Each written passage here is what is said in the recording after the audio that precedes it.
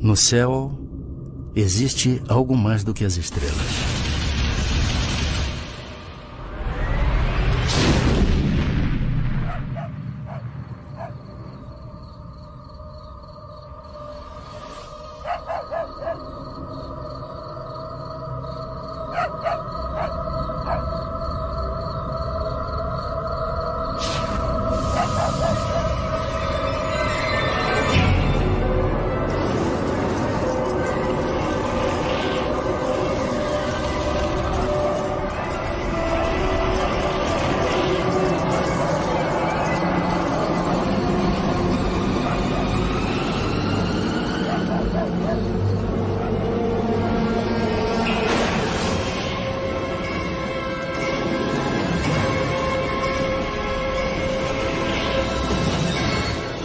Eles eram recebidos por um feixe de luz e que impedia que eles movimentassem qualquer parte do músculo, até para pedir socorro.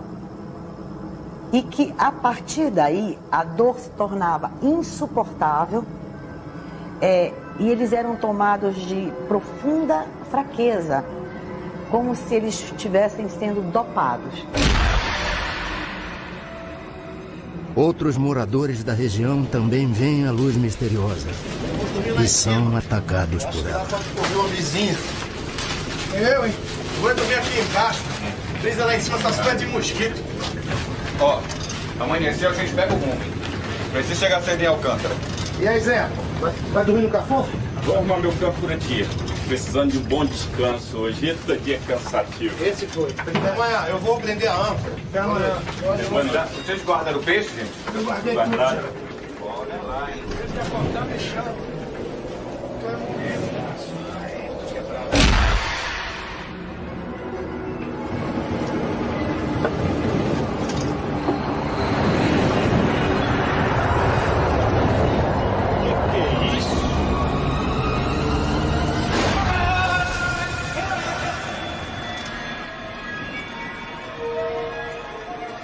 Um dos pescadores está morto. O que me chamou a atenção é que quando eu atendia uma pessoa de uma localidade chamada Ariri e uma de uma localidade chamada Candeuba, elas eram distantes mais de 100 quilômetros. E as pessoas me contavam a mesma história, sem se conhecerem, sem nunca terem se falado e na mesma noite e nos mesmos horários ou até em horários diferentes. Dezenas de pessoas entram em desespero. O medo do desconhecido provoca pânico. Aconteceu isso, de eu olhar assim para o telhado e veio aquela, tipo uma lâmpada assim, acesa, e direto na minha coxa. Eu dormi até debaixo de um balcão lá em casa com medo daquilo. Pensava assim que fosse enviado por Deus, né? Que fosse algum castigo, né? Para uns podia ser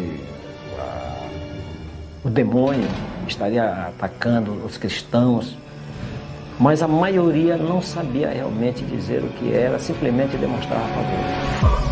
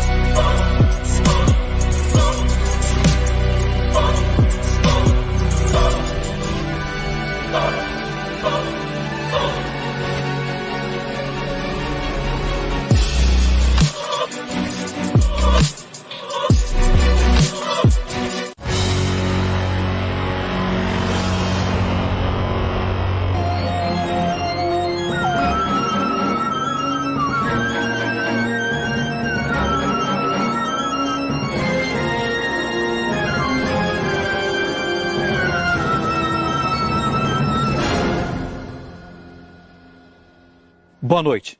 O Linha Direta Mistério continua a série de reportagens sobre fatos estranhos que desafiam especialistas e provocam medo. Hoje você vai conhecer uma impressionante história sobre discos voadores, numa região formada por 20 municípios, conhecida como Salgado, no litoral do Pará, no norte do Brasil. Tudo começou com uma luz no céu. Em seguida, uma série de ataques a pessoas. Depois, o pânico tomou conta de uma região inteira e a população se armou para combater os seres extraterrestres. Fatos reais ou um delírio coletivo? Na dúvida, militares da aeronáutica foram convocados para investigar a presença desses objetos voadores não identificados. Durante 4 meses, foi realizada a mais importante e sigilosa investigação feita até hoje no Brasil, a chamada Operação Prato. O nome Prato é o termo internacionalmente usado pelos ufólogos para designar disco voador. A Operação Prato foi, até onde se sabe, pelo menos até hoje, a única ocasião confirmada, documentada, em que uma equipe de militares das Forças Armadas de um país esteve envolvido diretamente num processo de aproximação, identificação e possível contato com seres não terrestres, não humanos, procedentes de outros pontos do universo. A Operação Prato é um dos casos mais fantásticos que tem na ufologia brasileira. O comandante da missão secreta era este homem, o coronel da aeronáutica, o Irangê Holanda Lima, que na época era capitão. Ele guardou um segredo durante mais de 20 anos. Mas em 1997, o coronel Holanda decidiu falar. Ele apareceu no programa Fantástico da Rede Globo e logo depois deu uma entrevista impressionante à revista UFO, onde contou detalhes da Operação Prato. Vamos à entrevista, coronel? Pai, o material que você pediu está tudo aqui. Essa é minha filha Daniela. Tudo bom? Como vai? Minha enteada Ana Paula. Tudo bom? Eles são Marco e Ademar, que são ufólogos. Só por curiosidade, coronel, por que o senhor resolveu falar só depois de tanto tempo? Se não contar o que eu vi, amanhã posso estar morto. E a história corre. O envolvimento com a Operação Prato, ela começou com a informação dada pelo prefeito da região onde estavam ocorrendo essas coisas. Mesmo antes da aeronáutica chegar ao local, nós já ficamos sabendo que a população estava assustada.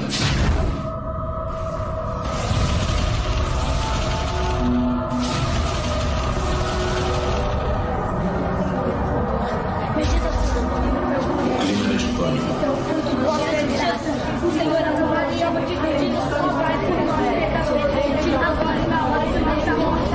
Se esses malditos chupa-chupa aparecerem, a gente acaba com eles. Ele que acaba com nós.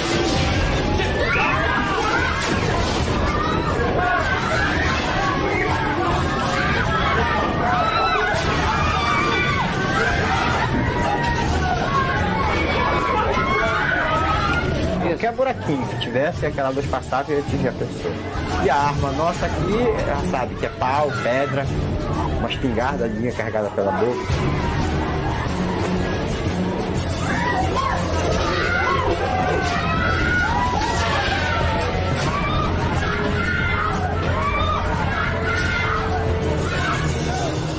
E o povo vivia apavorado, porque esse feixe de luz noturno tinha já agredido várias pessoas. A comunidade toda se amontoava em 3 casas apenas.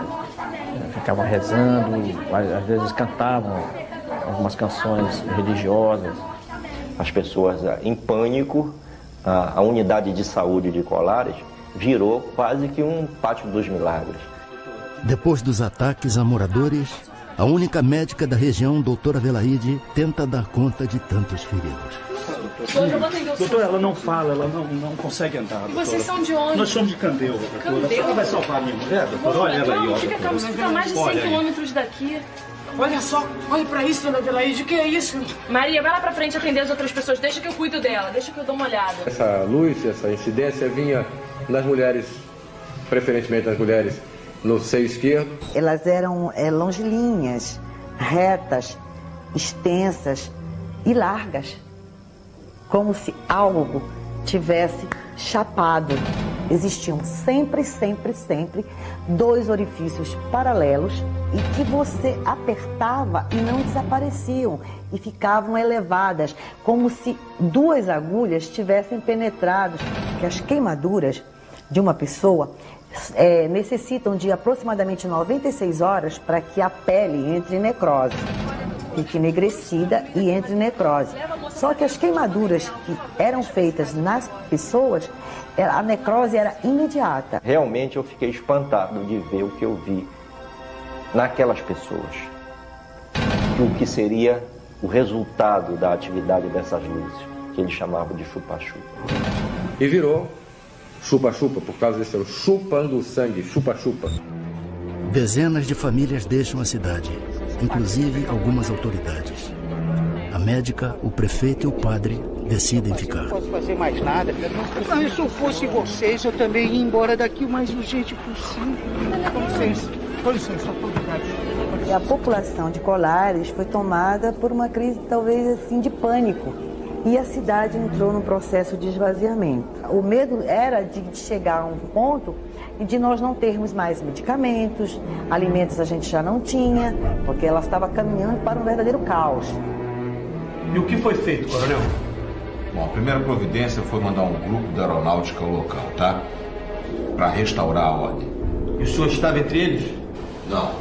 Nessa primeira fase eu estava em outra operação.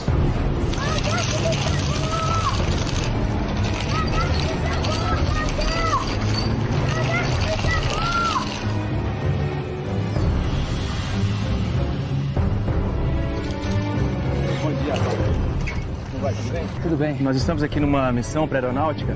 Graças a Deus que vocês chegaram. Essa senhora, as pessoas estão desesperadas. A senhora quem é? Ela é a doutora Velaide. Eu acho que nós vamos precisar muito da senhora. Esse é o prefeito. Bom dia, prefeito. Tudo bem? Tudo bem. Bom, eu gostaria que o senhor explicasse pra gente o que está acontecendo exatamente. Eu só vou pedir um momentinho que a gente precisa montar o acampamento. Tudo bem? Vocês podem me acompanhar aqui na sombra? Pois não. De modo que algumas pessoas podem compartilhar, de repente, de uma situação emocional e essa situação emocional se propagar. Isso típico, por exemplo, é em casos de pânico dentro de um cinema, dentro de um supermercado, onde se avisa, de repente, que tem fogo, né? Então as pessoas, de repente, saem correndo, umas passam por cima das outras, há mortes, etc. E, de repente, o supermercado ou o cinema nem estavam pegando fogo. Existem explicações científicas, existem vários fenômenos atmosféricos raros, mas interessantes, lampejos no céu, luzes estranhas. Sempre, não é de hoje isso, assustaram as pessoas, né? Mas eu acho também que quando você acredita em milagre, você vai ver milagre com muito mais facilidade do que se você for uma pessoa que não acreditar nos milagres. Se fosse realmente algo de alucinação ou histeria, a aeronáutica jamais iria destacar uma equipe tão grande para fazer esses tipos de observação. Segundo testemunhas, o primeiro posto de observação da aeronáutica foi montado aqui embaixo dessa árvore, na praia do Humaitá, na ilha de Colares, a cerca de 100 quilômetros de Belém. Essa região era considerada o ponto de maior incidência do fenômeno, onde as luzes que apareciam no céu atacavam em seguida as pessoas. Naquela época, os civis foram proibidos de frequentar a base militar montada pela aeronáutica. Eles instalaram metralhadoras, metralhadoras antiaéreas, fogo antiaéreo. Durante semanas, os militares acompanham o aparecimento dos objetos luminosos. Sargento, vem, sargento, rápido! Vem, olha lá! Pega a câmera, rápido! Vamos, soldado! Vai, viu isso? Tô filmando.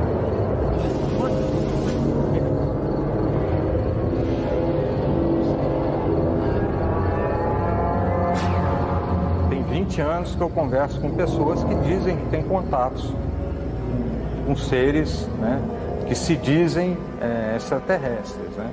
E a maioria dessas pessoas tem uma reputação que você não pode ir contra.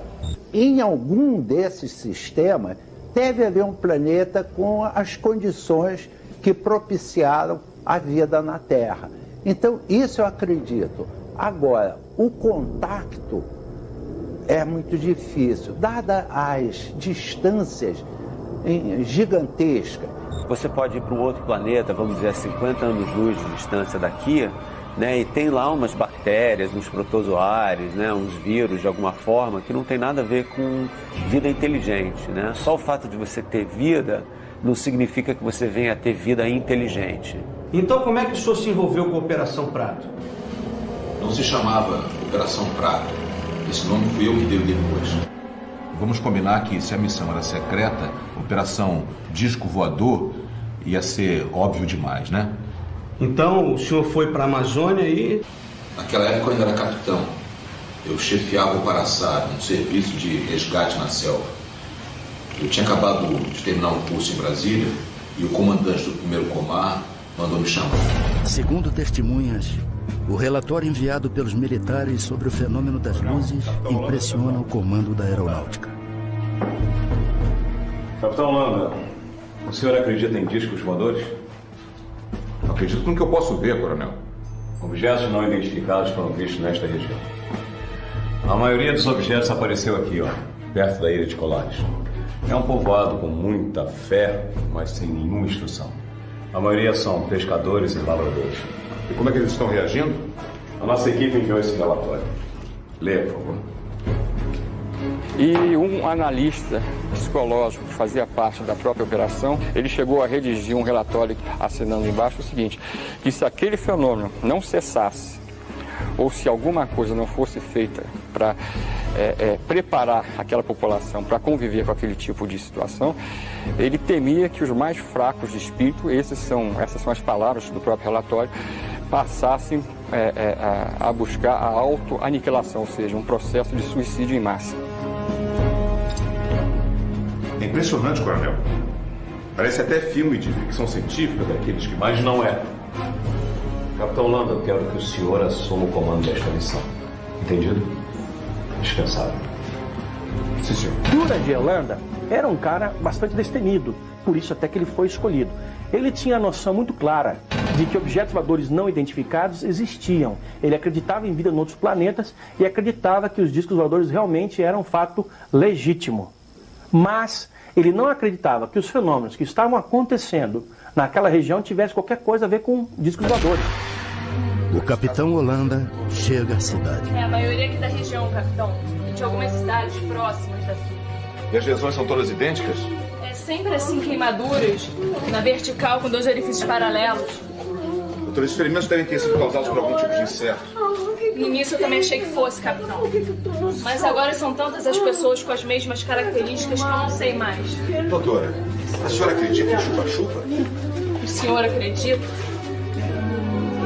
Eles me procuravam diariamente para saber o número de pessoas que eu tinha atendido, as entrevistava. Dizia que não era para se apavorar, que aquilo, né, devia ter vindo do céu, ou um planeta, uma coisa, aí ia confortando as pessoas, né. A senhora pode me contar como isso aconteceu? Foi um chupa-chupa, doutor. Eu quase morri. Estava numa procissão. Era uma romaria.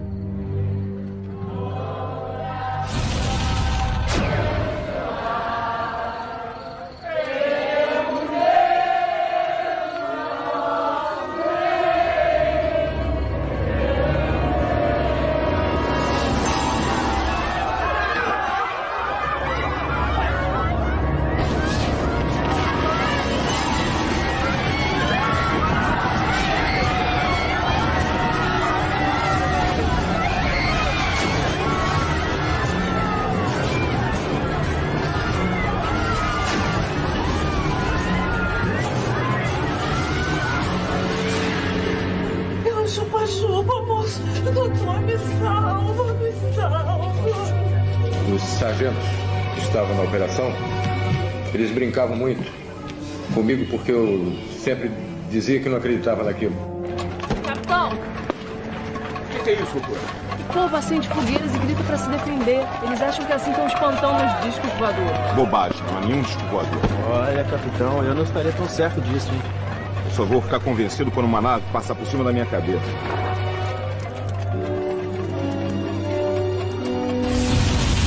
A equipe de observação comandada pelo capitão Holanda era formada por mais de 60 pessoas, entre militares do serviço secreto, médicos e até psicólogos que vieram à cidade com o objetivo de acalmar a população.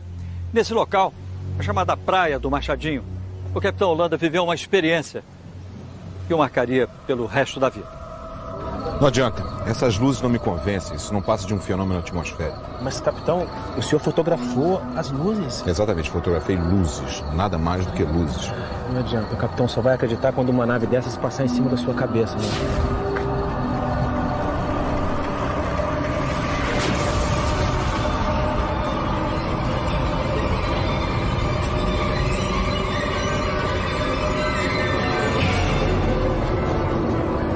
Em cima de nós um objeto muito grande, acredito que uns 30 metros de diâmetro, forma discoide preto. Nós ficamos olhando estupefatos, assustados, parado em cima da gente, a uns 200 metros de altura. O que eu vi não tinha me satisfeito até aquele momento. Dali para frente não tinha mais dúvida nenhuma. Alô, capitão? Sim, sargento. Eu tô aqui com um vigia daquela olaria que fica ali perto do rio, e ele tá me contando uma história que eu acho importante o senhor ouvir. Estou aqui na cidade, vou pegar um depoimento. Capitão, o senhor me desculpe, mas eu acho que é importante o senhor ouvir. Coloca ele então no rádio. Pois não, vou passar pra ele. Pode falar normalmente, me conta aquela história. Seu Luiz, o que o senhor tem pra me contar? Eu tava na beira do rio quando eu vi uma paca. Aí, capitão, me ajeitei pra caçar a bichinha.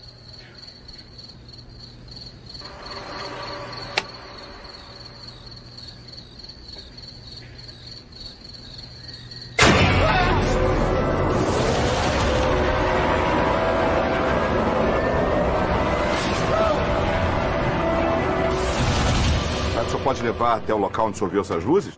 Quê? E lá outra vez, capitão? Nós tivemos oportunidade de chegar a uma pessoa que tinha tido um avistamento impressionante. Os agentes entraram para tomar um café e comer uma bolacha, alguma coisa lá, antes de entrar no barco para a gente ir para a missão. E eu, como chefe da missão, não podia me dar essas mordomias. Eu fiquei olhando fora, vendo o ambiente.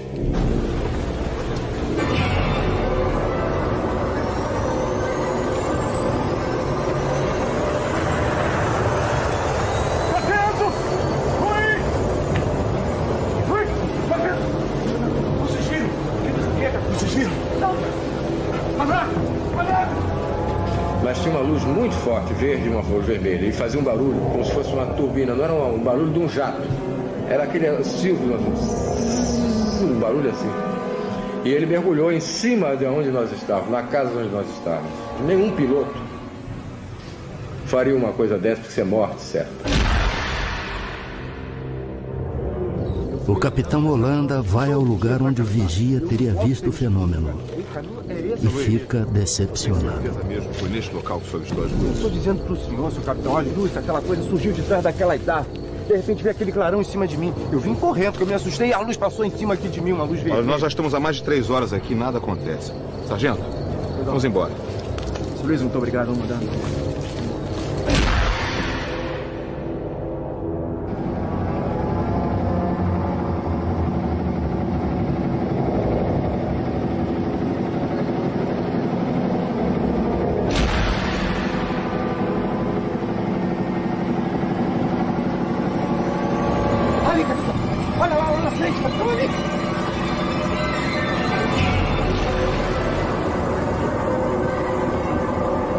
Luiz, desliga o motor!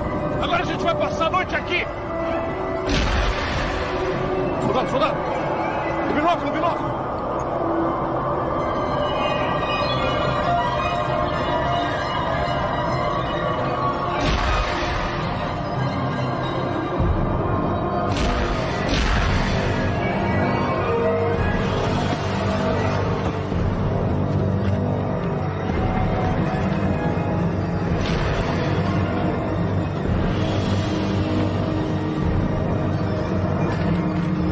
Tivemos a oportunidade de filmar um objeto pairando e dela saindo umas luzes pequenas que nós chamávamos de desova. Mas voavam numa velocidade, entravam na mata, tiravam rasante, coisas fantásticas. Brincavam conosco, é verdade que eles brincavam conosco. Se eles chegassem até aqui, depois de tamanha viagem, tamanho custo, o menos que eu esperaria é que eles fiquem brincando.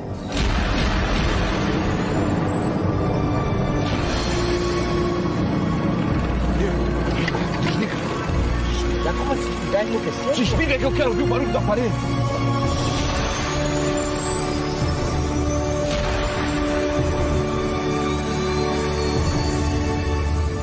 E ficou na nossa frente uma coisa assustadora, um objeto muito grande.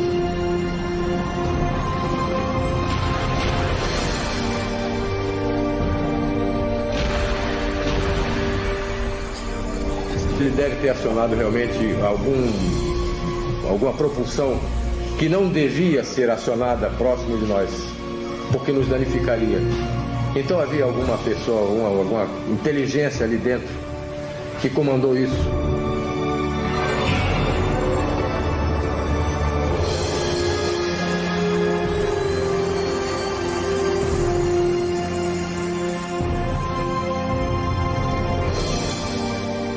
E disparou com uma velocidade incrível para o firmamento e sumiu no meio das estrelas. Existem centenas de bilhões de outras galáxias, então eu sempre brinco que existe mais estrela no universo do que grão de areia na praia de Copacabana, sabe? Então você pega um punhado de grãos de areia e você fala, isso tudo aqui é estrela espalhada pelo universo, né? Só que até o momento não existe absolutamente nenhuma prova concreta de que nós fomos visitados por uma outra civilização inteligente. Aqui ficava o antigo centro de Colares, onde existiam apenas a prefeitura, 2 escolas, a igreja, além de um cartório e de um pequeno posto de saúde. Colares parecia uma cidade fantasma. A maioria dos seus moradores tinha fugido para o continente. As poucas pessoas que permaneceram na ilha ficavam trancadas dentro de casa, com muito medo. Quando nós estávamos chegando, tipo, uns 50 metros da minha casa, ela bateu em mim e apontou para cima. Eu tenho que pedir pro prefeito monitorar. Maria, o que foi? O que foi, Maria? O que tá passando mal?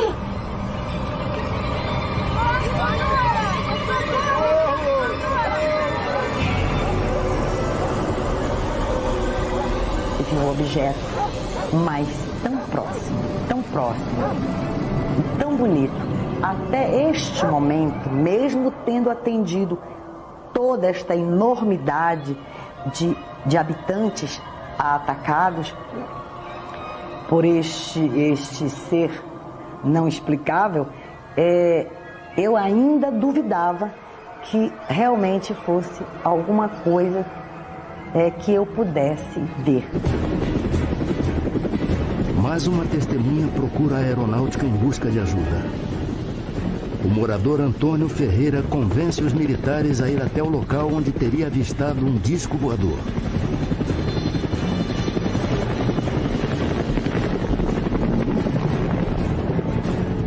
Ele vinha naquela direção. Ok, está indo já. Vamos lá, vamos nessa direção que ele está falando aí. É um voo rumo ao desconhecido. Ele vinha naquela direção. Já entendi, está indo lá. Aí na frente. O que é isso? De repente, uma surpresa. O que é isso? O que é isso?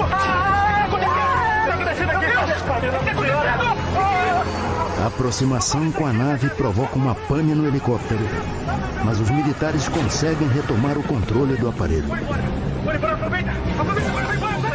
E na hora o piloto explicou por que o helicóptero começou a descer? Ele explicou devido à nave que paralisou. A jet toda parou, só funcionou a hélice de cima. Nós viemos baixando. Quando ele viu que nós viemos se aproximando do chão, ele rodou e acionou nossa alavanca e funcionou. Segundo os ufólogos, num relatório para a aeronáutica, o capitão Holanda se rende às evidências. Ele chega a desenhar as formas de vários objetos voadores não identificados e garante que eles sobrevoam os céus do norte do Brasil. Em torno de 9 formas, 9 ou mais, pouco mais. Está tudo escrito, tudo desenhado, tudo fotografado no relatório. Fotografia mais de 500. E filmes foram feitos 4. Um era da Força Aérea, da FAB. Não é um material cunhado por um ufólogo civil, alguém que seja um entusiasta disso. Não, isso foi cunhado, isso foi registrado à moda militar, com todo o rigor necessário.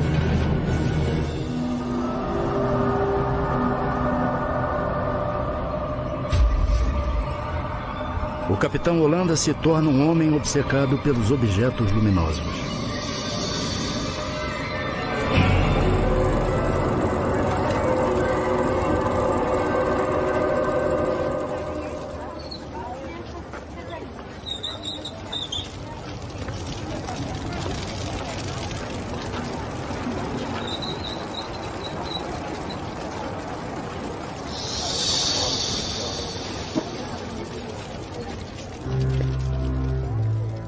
É difícil uma pessoa passar por tudo que ele passou sem ter se modificado interiormente profundamente. Segundo o comandante Ubiratã Pinon, amigo do capitão Holanda, a aeronáutica o chamou para o fim da operação. Eu creio que nós deveríamos... Boa tarde, senhores. Boa tarde, capitão. Os senhores leram o meu último relatório? Lemos, capitão. Incrível, não? A nave pousou quase em cima da embarcação. Capitão, a Operação Prato acabou. Acabou? Acabou? Mas nós fizemos descobertas extraordinárias, brigadeiro. A aeronáutica não está mais interessada nesta operação. Tragam seus homens de volta. Nós já temos outra função para o senhor. Mas nós estamos prestes a fazer contato com os extraterrestres. A Operação Prato está oficialmente suspensa, capitão. Ouviu bem? Sim, senhor. Com licença.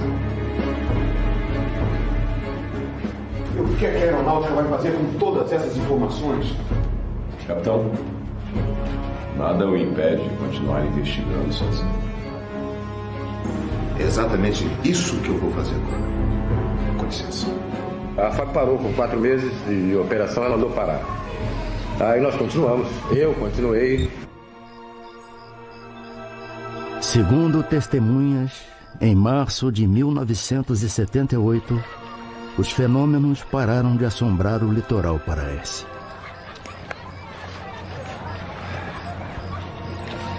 Ainda procurando as naves, capitão? O senhor não desiste, hein? E a senhora já esqueceu, doutora? O que acontece é que eles nunca se afastaram daqui. Até hoje, eles continuam aparecendo. Acredito muito que eles estão entre nós, vivendo igual a nós, alguns deles, procurando uma maneira de nos conhecer melhor.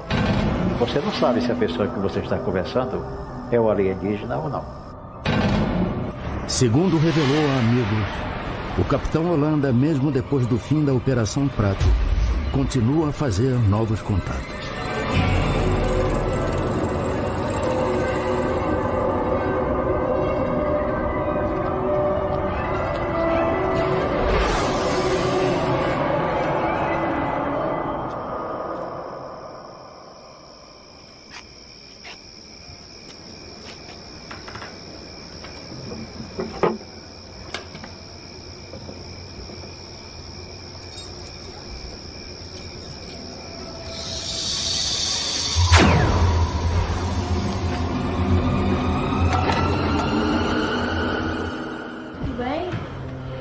Eu acho que tem que ter uma... Deixa eu ver por aqui. A presença de um extraterrestre, a gente vê um ET e a gente poder trazê-lo aqui para entrevistá-lo. Aí a gente vai acreditar realmente. Mas isso não quer dizer que a vida extraterrestre não seja possível. É possível. Hoje, nas noites de Colares, só vemos estrelas. As poucas pessoas que na época foram vítimas do fenômeno, que ainda moram por aqui, dizem que as marcas de queimadura sumiram com o tempo. O coronel Holanda manteve a sua missão em segredo até 1997. Aí então ele resolveu dar uma entrevista e contou tudo o que sabia.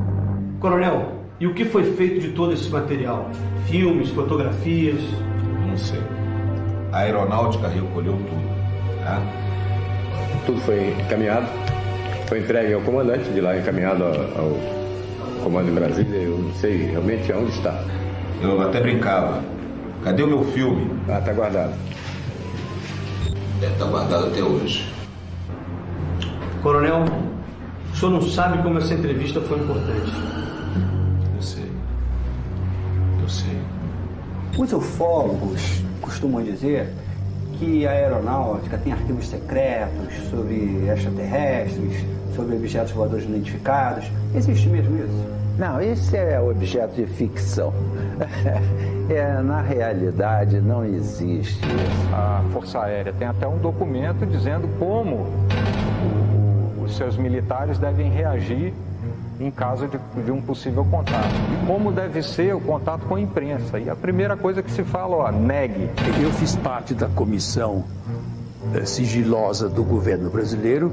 O presidente era o brigadeiro José Vaz da Silva. A primeira pergunta que eu fiz a ele, mas por que o interesse dos militares pela ufologia? Ele disse, porque esse é um assunto de segurança nacional. E nós estamos interessados em conhecer da estratégia dos UFOs as intenções deles.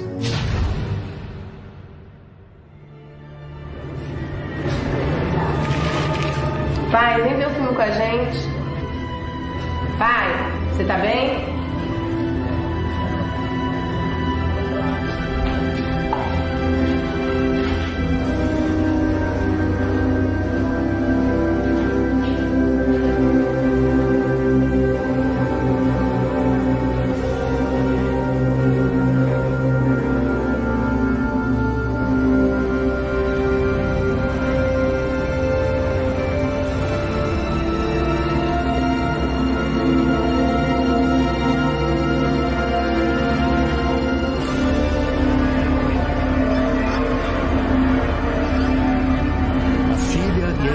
Chamam pelo pai. Ele se enforcou com o cordão do roupão dele. Ele amarrou numa parte alta da cabeceira da cama. Ele vinha sofrendo um processo depressivo que periodicamente se estabelecia de maneira mais acentuada há muitos anos. Pode todo mundo dizer que o Holanda praticou um suicídio. Eu não vou acreditar em suicídio de jeito nenhum. E acredito que, por um motivo qualquer, acontece algo com as pessoas que vão além dos seus conhecimentos ou falam algo de que não estão autorizados a falar. O renascimento dessa questão veio mais ou menos no final do século XIX com um astrônomo americano chamado Percival Lowell, que tinha um certo fascínio com Marte. E na época, 1870, 80, o telescópio mostrava Marte como se tivessem umas linhas que ele interpretou como sendo canais construídos por uma civilização inteligente marciana que estava morrendo de sede, uma espécie de canal de irrigação, né? Isso daí fez um tremendo de um sucesso. E essa ideia de que os marcianos não só eram inteligentes, mas agressivos, tomou então corpo. A Operação Prato se tornou um evento estudado pela ufologia internacional. Holanda chegou a ser procurado por ufólogos de vários países, entre eles o americano Bob Pratt, um dos maiores especialistas do mundo em OVNIs e que já esteve no Brasil 13 vezes para fazer pesquisas. Há casos pontuais de ataques de pessoas por objetos voadores não identificados em vários lugares do mundo, mas na intensidade, com a gravidade, com a proximidade e no número que nós verificamos na Amazônia, nunca, jamais nada semelhante aconteceu em lugar algum do mundo. Em vários cantos do planeta, as pessoas continuam a se surpreender com objetos voadores não identificados. Agora, de fenômeno que você tem, que é registrado em vídeo ou registrado em foto, é muito difícil você colocar uma hipótese que não seja fraude, má interpretação, né? Porque você justamente não tem, né, o controle da hora que aquilo estava sendo feito, né? Então esse é um problema. Você não tem nada que você chegue e fale, não, esse aí é incontestável, isso não existe. Por que eles vieram à Terra sugar sangue de brasileiro e não de africano? Não sei. A ufologia é um pacote de perguntas e isso é que deve ser levado a conhecimento das novas gerações, porque nós temos excelentes jovens superdotados. Nós adoraríamos ter contato com uma civilização extraterrestre, porque nós somos justamente as pessoas que gostam do mistério, de explorar o desconhecido. Então, quando vem essa grande surpresa, né, das descobertas, para nós é o máximo, né? Mas a gente também tem que tomar cuidado, né? Porque a gente não pode se iludir com provas falsas. Todo mundo ficava com medo desse chupa-chupa. Isso não é lenda não, seu Moacir? Ah, porque lenda é mentira, né? Não, mas isso não é mentira não, isso é verdade. Foi verdade mesmo. Mira, Min, vai para as antenas. Min, vai para as antenas. Em maio deste ano, pela primeira vez, a aeronáutica aceita receber ufólogos em sua sede em Brasília. O objetivo da visita é pedir a abertura dos arquivos sobre discos voadores. O comando da aeronáutica não quis gravar entrevista sobre a Operação Prato, mas aceitou responder a perguntas por escrito. O Linha Direta encaminhou 30 perguntas. Em resposta, o Centro de Comunicação Social da Aeronáutica limitou-se a enviar uma nota ao programa. Segundo a Aeronáutica, a visita do grupo de ufólogos foi realizada para mostrar a eles o trabalho da Força Aérea Brasileira na área de defesa e controle do espaço aéreo nacional. Sobre a Operação Prato, continua a Aeronáutica. Pode-se imaginar que a Aeronáutica realiza investigações científicas a respeito de todo tipo de fenômeno aéreo. Na verdade, o comando da Aeronáutica não dispõe de uma estrutura especializada para empreender tal atividade. Com relação à Operação Prato, o comando da Aeronáutica possui apenas registros baseados em dados que teriam sido repassados por um dos participantes dessa atividade. Foi produzido um relatório com diversos depoimentos, aparentemente sem fundamentação científica. Em todo o mundo, muita gente acredita e até espera um contato com seres de outro planeta. Alguns até dizem que foram levados por seres extraterrestres e depois conseguiram voltar à Terra. Outros duvidam que exista vida inteligente em outros planetas. Se os ETs existem, afinal, de onde vêm? Quem são? E o que querem? Essas perguntas ainda aguardam respostas. E você? Acredita?